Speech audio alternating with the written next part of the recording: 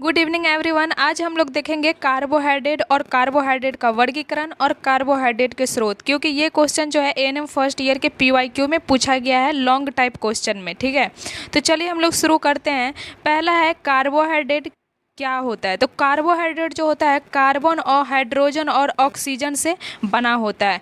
Carbohydrate नाम से ही स्पष्ट है, कार्बन, हाइड्रोजन और ऑक्सीजन ये तीनों से बना हुआ होता है कार्बोहाइड्रेट्स। ये ऊर्जा का मुख्य स्रोत होता है। कार्बोहाइड्रेट जो होता है ना, ऊर्जा का मुख्य स्रोत होता है तथा दैनिक गतिविधि के संपादन हेतु आवश्यक ऊर्जा का लगभग 50 से 70% कार्बोहाइड्रेट से प्राप्त होता है। आप जो दिन भर काम करते हैं, चलते फिरते हैं, जो भी एनर्जी होता है, कार्बोहाइड्रेट का 50 से 70% भाग आपको कहाँ से प्राप्त हो रहा है? वो एनर्जी प्राप्त हो रहा है आपको कार्बोहाइड्रेट से।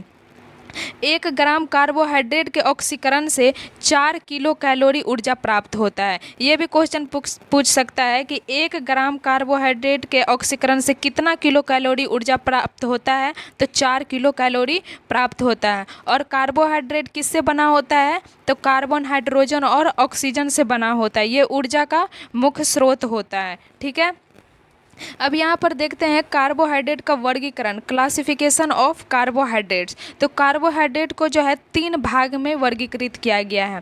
पहला क्या है? मोनोसैकेराइड। दूसरा क्या है? ओलिगोसैकेराइड। नेक्स्ट देखते हैं तीसरा क्या है? तीसरा है यहाँ पे पॉलीसैकेराइड। पहला क्या था? मोनोसैकेराइड, दूसरा है ओलिगोसैकेराइड, तीसरा है पॉलीसैकेराइड। देखते हैं यहाँ पे कि ग्लूकोज, फ्रक्टोज आदि जो है मोनोसैकेराइड के उदाहरण है। अब पूछेंगे मोनोसैकेराइड का उदाहरण कौन कौन से हैं? तो ग्लूकोज, गैलेक्टोज और फ्रक्टोज जो है मोनोसैकेराइड के उदाहरण है। वही डाइसैकेराइड का बात करें तो माल्टोज, लैक्टोज और सैक्रोज जो है डाइसैकेराइड्स के उदाहरण है। और ग्लाइकोजेन एवं स्टार्च पॉलीसैकेराइड्स के उदाहरण है। पॉलीसैकेराइड के उदाहरण कौन से हैं? तो ग्लाइकोजन और स्टार्च है। अब यहाँ पर देखते हैं कार्बोहाइड्रेट के बारे में विशेष तथ्य। मोनोसैकेराइड जो होता है सबसे सरल प्रकार का कार्बोहाइड्रेट होते हैं। सबसे सरल प्रकार के कार्बोहाइड्रेट्स कौन होते हैं? तो मोनोसैकेराइड्स होते हैं। ऐसे मोनोसैकेराइड्स जिनमें कार्यात्मक समूह यानी कि फंक्शनल ग्रुप के रूप में एल्डिहाइड समूह पाया जाता है वे एल्डोज, तथा जिनमें कार्यात्मक समूह के रूप में कीटोन पाया जाता है उन्हें कीटोज कहेंगे। अब देखिए यहाँ पे है कि एल्डिहाइड समूह में जो पाया जाता है एल्डोज कहलाता है। यहाँ पे ऐसे मोनोसैकेराइड जिसमें कार्यात्मक समूह फंक्शनल ग्रुप पाया जाएगा, फंक्शनल ग्रुप के रूप में एल्डिहाइड समूह पाया जाएगा, वे एल्डोज कहलाएगा। वही जिनमें कार्यात्मक समूह के रूप में कीटोन समूह पाया जाएगा यानी कीटोन पाया गया तो वो कीटोज कहलाएगा। अब यहाँ पे देखते हैं कि ग्लूकोज को ग्रेप शुगर भी कहते हैं, फ्रक्टोज को फ्रूट शुगर भी कहते हैं और सुक्रोज को केन शुगर कहते हैं। अब आपको पूछेगा कि सुक्रोज किसको बोलते हैं? तो केन शुगर को बोलते हैं। फ्रूट शुगर किसको बोलते हैं? तो फ्रक्टोज को बोलते हैं। और ग्रेप शुगर किसको बोलते हैं? तो ग्लूकोज को बोलते हैं। ठीक है, अब यहाँ पर दिया गया है कि ओलिगोसैकेराइड में मोनोसैकेराइड की 2 से 10 इकाई पाई जाती है।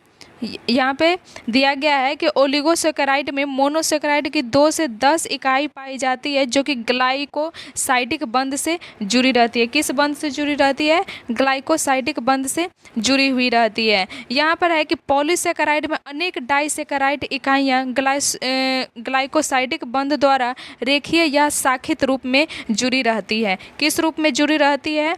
तो रेखीय या शाखित रूप में जुड़ी रहती है। अब कार्बोहाइड्रेट का अगर स्रोत पूछा जाए कि कार्बोहाइड्रेट का स्रोत क्या है, तो कार्बोहाइड्रेट का स्रोत है अनाज हो गया, दाल हो गया, कंदमूल, शहद, गुड़, सागो, सूखे मेवे, ग्लूकोज, फ्रक्टोज, माल्टोज ये सभी जो हैं कार्बोहाइड्रेट के स्रोत हैं। जैसे पूछते हैं कि कार्बोहाइड्रेट कहाँ से मिलेंगे हमको, तो कार्बोहाइड्रेट मिलेंगे आपको अनाज से, चावल से डेली मिलता ही है, कंदमूल, फल जितने भी फ्रूट्स पाए जाते हैं उसमें पाया जाता है, शहद में कार्बोहाइड्रेट पाया जाता है, गुड़ में पाया जाता है, फ्रक्टोज, गैलेक्टोज ये सभी चीज़ में कार्बोहाइड्रेट पाया जाता है। कार्बोहाइड्रेट्स की आवश्यकता कितनी होती है? अब जैसे किसी के मन में सवाल होगा कि कार्बोहाइड्रेट तो लेना ही चाहिए सबको, तो कितना लेना चाहिए दैनिक आवश्यकता में। तो एक एडल्ट पर्सन को दैनिक रूप से आवश्यक कुल ऊर्जा का लगभग 50 से 70% भाग कार्बोहाइड्रेट युक्त भोज्य पदार्थ से प्राप्त होना चाहिए। गर्भवती महिलाओं, स्तनपान कराने वाली माताएं तथा छोटे बच्चे में 40 से 60% होनी चाहिए और एडल्ट को 50 से 70 होना चाहिए। कार्बोहाइड्रेट शरीर में ग्लाइकोजन के रूप में संग्रहित रहता है। क्वेश्चन ये भी आएगा कि कार्बोहाइड्रेट हमारे शरीर में किस रूप में स्टोर रहता है, तो ग्लाइकोजन के रूप में स्टोर रहता है। ठीक है, अब यहाँ पर एक वयस्क में लगभग 500 ग्राम ग्लाइकोजन संग्रहित रहता है। एक वयस्क में कितना ग्लाइकोजन स्टोर रहता है, तो 500 ग्राम ग्लाइकोजन स्टोर रहता है। अब देखिए हम लोग क्वेश्चन करते हैं एमसीक्यू, कार्बोहाइड्रेट किन तत्वों से मिलकर बना होता है। तो अभी हम लोग पढ़े थे कि कार्बोहाइड्रेट जो है कार्बन, हाइड्रोजन और ऑक्सीजन से मिलकर के बना हुआ होता है। नेक्स्ट क्वेश्चन है, 1 ग्राम कार्बोहाइड्रेट के ऑक्सीकरण से कितनी ऊर्जा प्राप्त होती है। तो 1 ग्राम कार्बोहाइड्रेट के ऑक्सीकरण से 4 किलो कैलोरी ऊर्जा प्राप्त होती है। जो भी थ्योरी पढ़े थे उसका यहाँ पे हम लोग एमसीक्यू करेंगे। नेक्स्ट क्वेश्चन है, सबसे सरल प्रकार के कार्बोहाइड्रेट कौन से होते हैं। अभी पढ़े थे कि सबसे सरल प्रकार का जो कार्बोहाइड्रेट होता है वो होता है मोनोसैकेराइड। ऑप्शन नंबर यहाँ पे सी सही हो जाएगा। ठीक है, नेक्स्ट क्वेश्चन है कि ग्रेप शुगर के नाम से किसे जाना जाता है। Which of the following is known as grape sugar. तो ग्रेप शुगर के नाम से हम लोग जानते हैं ग्लूकोज को। ऑप्शन नंबर यहाँ पे बी सही हो जाएगा। ठीक है, नेक्स्ट क्वेश्चन है, फल शर्करा या फ्रूट शुगर किसे कहा जाता है।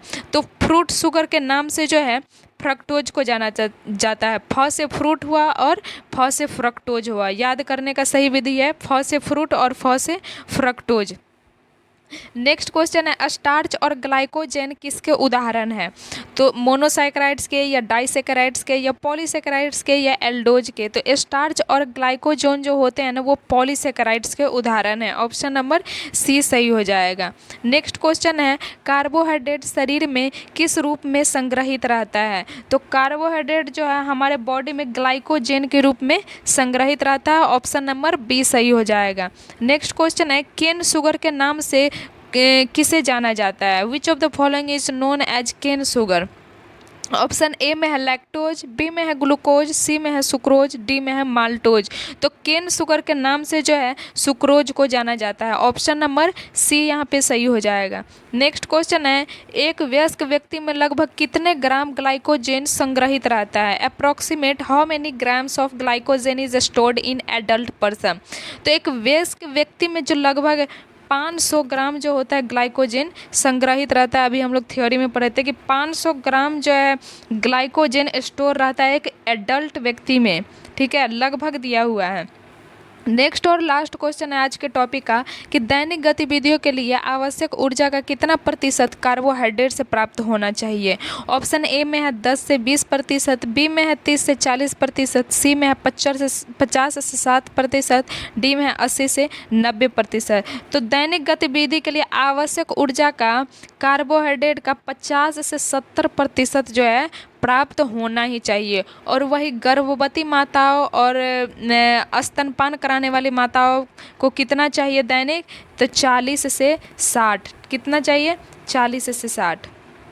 अब हम लोग नेक्स्ट वीडियो में देखेंगे प्रोटीन का, कि प्रोटीन भी क्वेश्चन में पूछा गया कि प्रोटीन के कार्य क्या है, प्रोटीन क्या है। तो ये क्वेश्चन जो है हम लोग नेक्स्ट वीडियो में करेंगे।